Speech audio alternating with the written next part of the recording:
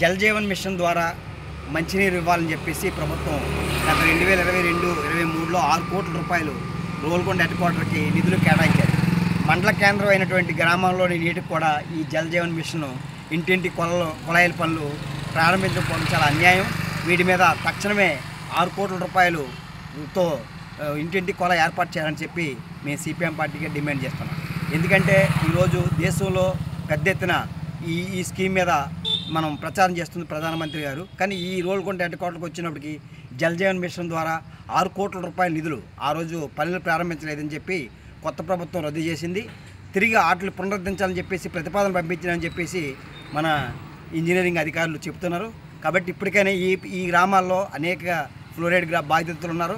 వీటి కోసం కోట్ల రూపాయలు ఖర్చు పెట్టిన ఆచరణకు వచ్చిన నీరు రావట్లేదు. కాబట్టి వెంటనే ఈ జల్ జీవన్ మిషన్ ద్వారా మినరల్ వాటర్ ప్లాంట్లు ఏర్పాటు చేసి మంచినీరు ఇవ్వకపోతే మాత్రం సిపిఎం పార్టీగా ప్రజల తరఫున పెద్ద ఎత్తున ఆందోళన చేయాలని చెప్పేసి భావిస్తున్నాం.